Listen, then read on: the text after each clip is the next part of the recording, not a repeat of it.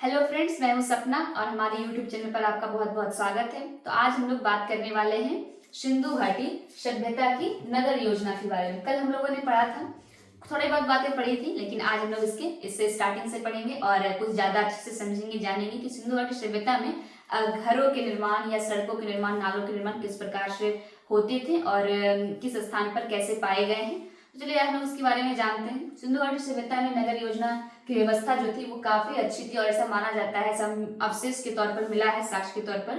साक्ष्यों से ये पता चलता है कि सिंधु घाटी सभ्यता में जल निकास की प्रणाली जो थी वो बहुत अच्छी थी। इससे पता चलता है कि ये सभ्यता जो थी वो काफी विकसित और शहरी सभ्यता थी। इसके जो नाले पाए गए हैं, इस सभ्यता में जो नाले पाए गए हैं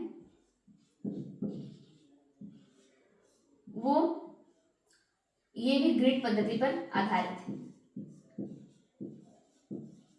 ग्रिड पद्धति जो मैंने आपको कल भी पिछले वाले वीडियो में बताया था कि इस सभ्यता में जितने भी नाले और सड़क जो हैं वो ग्रिड पद्धति पर आधारित। ग्रिड पद्धति पर आधारित का मतलब मैंने आपको कल भी बताया था कि अगर इस प्रकार से कोई सड़क जा रहा है तो इसके इस साइड में घर है, ये क्या है, ये सड़क है, और ये क्या है, ये नाला है। घर के किनारे किनारे नाला भी रहता है और अगर इस सड़क को मुड़ना होगा तो वो एकदम इस प्रकार से मुड़ेगा।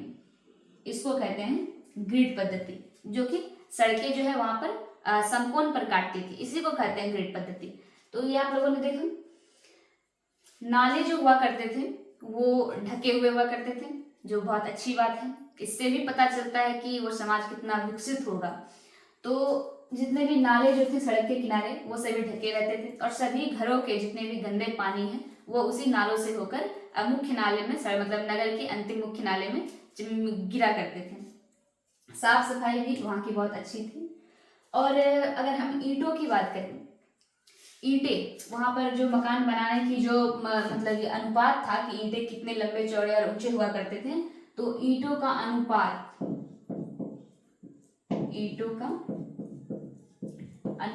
जो था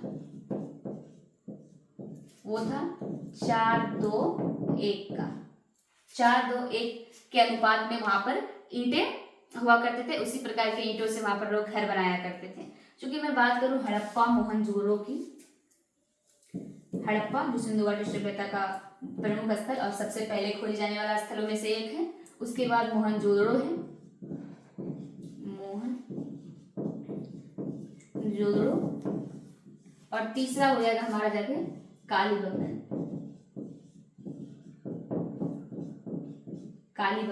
इन तीनों स्थानों पर, इस तीनों नगरों में जो है, जो इसकी नगर व्यवस्था जो है वो लगभग एक प्रकार मिली है, ऐसा पाया गया है। साक्ष्यों के अनुसार जो पाया गया है वो क्या पाया गया है कि एक समान व्यवस्था, एक समान व्यवस्था। लेकिन अगर हम वही बात करें कालीबंगन और रंगपुर की, तो कालीबंगन और रंगपुर, इन दोनों में जो है, कालीबंगन और रंगपुर, इन दोनों में क्या पाया गया है, इन दोनों में पकी हुई ईंटों का प्रयोग हुआ है। पकी हुई ईंटों का प्रयोग।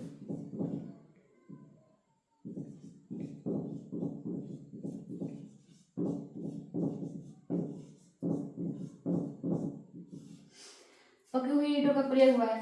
सिर्फ इन्हीं दोनों नगरों में, सिंधु घाटी सभ्यता के सिर्फ इन्हीं दोनों नगरों में पकी हुई ईंटों का प्रयोग हुआ है, लेकिन बाकी सभी नगरों में जो है कच्ची ईंटों की इमारत पाए गए हैं। ठीक है, यहाँ पर ये क्लियर है। उसके बाद अगर हम बात करें तो हड़प्पा, मोहनजोदड़ो और कालीबंगन, इन तीनों में एक समान व्यवस्था देखी गई है। और ईंटों का जो अनुपात था, जो घर बनाते थे लोग, मैं लिख देती हूँ, घरों के ईंटों का जो अनुपात था वो 4:2:1 की अनुपात में पाया गया है। उसके बाद नाले जो थे, नाले और सड़क दोनों ही ग्रिड पद्धति पर आधारित थे, जो एक दूसरे को समकोण पर काटते थे, और नाले जो पाए गए हैं वो ढके हुए पाए गए हैं। उसके बाद अगर हम बात करें यहाँ पर, तो हम लोग अगर इसके घरों की बात करें तो नगर व्यवस्था की अगर बात करें तो नगरों को सिंधु घाटी सभ्यता के सभी नगरों को लगभग 2 भागों में बांटा गया था। तो वो कौन कौन से भाग थे? एक हो जाता था ऊपरी दुर्ग, ऊपरी दुर्ग, और दूसरा हो जाता था निचली दुर्ग,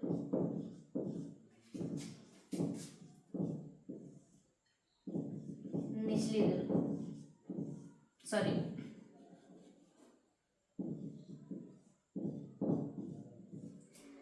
ऐसा माना जाता है कि ऊपरी दुर्ग में शासक वर्ग निवास करते थे। शासक वर्ग जो वहां पर सबसे ज्यादा बड़े होंगे, जो कि जमींदार टाइप होंगे, ऐसे उस वक्त जो भी कह सकते हैं कि उसमें शासक वर्ग जो जिसको सबसे ज्यादा शक्तिशाली होंगे, जो ताकतवर होंगे, वो ऊपरी वर्ग में निवास करते थे, उसको शासक वर्ग कहा जाता था। तो यहाँ पे जो निवास करते थे वो था शासक वर्ग।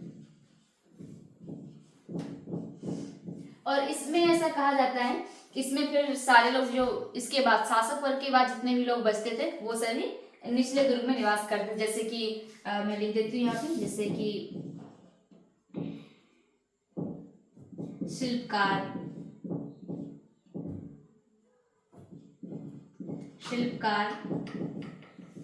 दूसरा हो जाएगा हमारा जाके किसान वर्ग,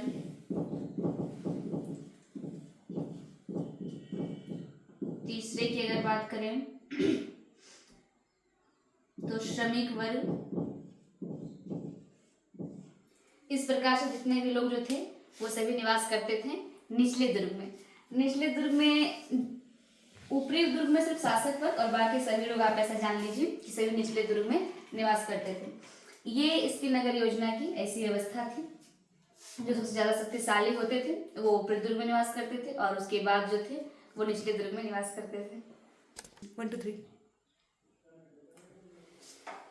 यहाँ पे प्रत्येक घरों में जो है ना ऐसा पाया गया है अवशेष के अनुसार, अवशेषों के आधार पर, कि सभी घर में क्या हुआ करते थे? सभी घर में एक रसोई घर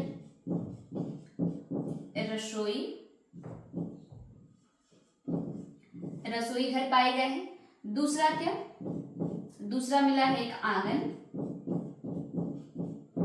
और तीसरा जाके एक स्नान घर,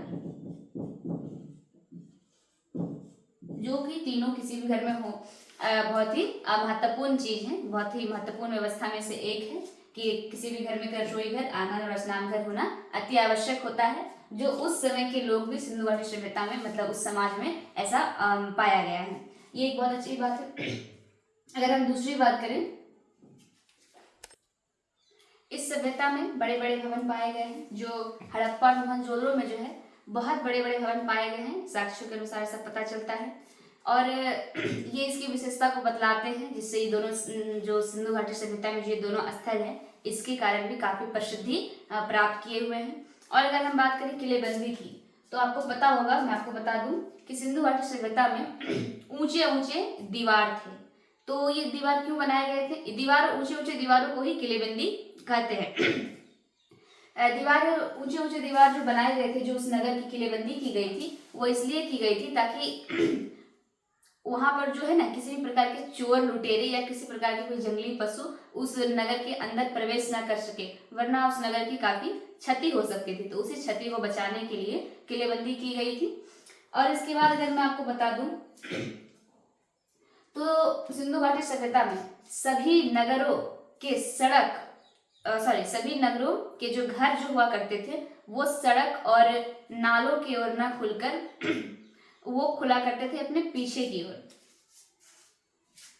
मैं यहाँ बताती हूँ आपको कि सिर्फ लोथल एकमात्र ऐसा स्थल है, लोथल जो नगर है, ये सिंधु घाटी सभ्यता में एकमात्र ऐसा नगर है जिसके मुख्य घरों के जो द्वार जो थे वो सड़क के किनारे खुला करते थे। इसकी कहाँ खुला करते थे? सड़क के किनारे।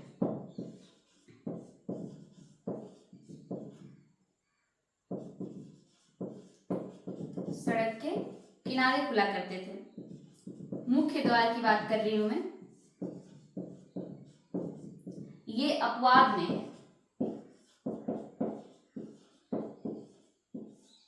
ये अपवाद में है। सिंधु घाटी सभ्यता के सभी नगरों में जो भी घर थे उनके मुख्य द्वार जो है सड़क की ओर न खुलकर पीछे की ओर खुला करते थे। लेकिन लोथल जो एक अपवाद में है, इसके जो मुख्य द्वार थे वो सड़क के किनारे खुला करते थे। इसलिए भी लोथल एक अलग विशेषता प्राप्त किए हुए हैं। कहीं पर जल निकासी की प्रणाली अच्छी थी तो कहीं पर सड़क की ओर द्वार खुला करते थे, तो कहीं पर पक्की ईंटों का प्रयोग हुआ है, कहीं पर बड़ी इमारतों के साक्ष्य मिले हैं। तो इस कारण से सिंधु घाटी सभ्यता के हर एक नगर अपनी अपनी कुछ न कुछ विशेषताओं से प्रचलित थे। तो हम लोगों ने क्या क्या पढ़ा सिंधु घाटी सभ्यता की नगर योजना में कि नाली या सड़क दोनों ही जो थे ग्रिड पद्धति पर आधारित थे और नाले जो थे वो ढके हुए रहा करते थे। उसके बाद ईंटों का जो अनुपात था, जो भी घर बनाने में ईंटों का जो प्रयोग होता था, ईंटों का जो अनुपात था वो 4:2:1 के अनुपात में था। लंबाई, चौड़ाई और ऊंचाई इसकी इस प्रकार से थी। उसके बाद अगर बात करें हड़प्पा और मोहनजोदड़ो की और कालीबंगन की, तो एक समान व्यवस्था थी। यहाँ पर नगर योजना की जो व्यवस्था रही होगी वो एक समान पाई गई। साक्ष्यों के अनुसार ऐसा पता चलता है। जो हमारे विद्वान जो पुरातत्व शास्त्री जो थे, जिन्होंने पता लगाया इन सब के बारे में, इन सब स्थलों की जो खोज की, इससे ऐसा पता चला, हम लोगों ने देखा कि हड़प्पा और मोहनजोदड़ो जो थे और कालीबंगन, इन तीनों की नगर व्यवस्था जो थी वो एक ही प्रकार की थी लगभग। कालीबंगन और रंगपुर की अगर बात करें तो यहाँ पे सिर्फ पकी हुई ईंटों का प्रयोग हुआ है, लेकिन बाकी सिंधु घाटी सभ्यता के सभी स्थलों में कच्ची ईंटों का प्रयोग हुआ है। ये आपसे एग्जाम में कई बार पूछेगा, जिससे आपको ये बात याद रखना है कि कहाँ पे पकी ईंटों का प्रयोग हुआ है और कहाँ पे कच्ची ईंटों का प्रयोग हुआ है। एक ये सवाल और एक आपका ये हो जाएगा कि किस नगर का द्वार जो है वो सड़क की तरफ खुलता था और किन किन नगरों के द्वार पीछे की ओर खुला करते थे। तो बस आपको इतना ही याद रखना है कि लोथल जो था बस उसका ही सड़क के और खुला करता, जैसा कि हम लोग सभी को इस जमाने में भी, इस टाइम में भी, अपने टाइम में खोलना चाहते हैं। सब लोग चाहते हैं कि हमारा जो घर का मुख्य द्वार हो वो सड़क की तरफ खुले, हमें आवागमन की साधन अच्छी प्राप्त होती है उससे, इसलिए भी। लेकिन बाकी सभी इस नगर के, इस सभ्यता के जितने भी नगर थे उन सभी के द्वार और खिड़कियां जो है वो पीछे की ओर खुला करती थी। सुन के थोड़ा अजीब लगता होगा कि पता नहीं पीछे खोलकर क्या करते होंगे, बट ऐसा ही था। तो इसलिए से आप लोग ये भी याद रखें, क्योंकि ये बीपीएससी तक एग्जाम में पूछा गया है। एनालिसिस में मैंने कई बार देखा है, इसलिए से आपको बता दूं कि आप एग्जाम की दृष्टि से इन सब चीजों को इसी प्रकार से याद करेंगे। दूसरी बात कि नगर की जो व्यवस्था थी, नगर योजना में नगरों को 2 भाग में बांटा जाता था, एक ऊपरी दुर्ग में, एक निचले दुर्ग में। ऊपरी दुर्ग में शासक वर्ग रहा करते थे, शासक वर्ग कह सकते हैं जो उस वक्त जो वहां पर सबसे ज्यादा शक्तिशाली ताकतवर हुआ करते होंगे वो शासक वर्ग कहलाते थे और वो ऊपरी दुर्ग में रहा करते थे। दूसरा अगर निचले दुर्ग की बात करें तो वहां पर उसके बाद सभी लोग रहा करते, जैसे शिल्पकार, किसान वर्ग, श्रमिक, इस प्रकार से जितने भी लोग पाए गए वो सब निचले दुर्ग में रहा करते थे। और इस सभ्यता में नगर योजना इतनी अच्छी थी कि ऊंचे ऊंचे दीवार के अवशेष मिले हैं। ऐसा पाया गया है कि वैसा माना जाता है कि इस नगर की योजना जो थी किलेबंदी, इस नगर के चारों ओर से किलेबंदी की गई थी। किलेबंदी कहने का मतलब है कि ईंटों से ऊंचे ऊंचे दीवार उठाए गए थे, खड़े किए गए थे।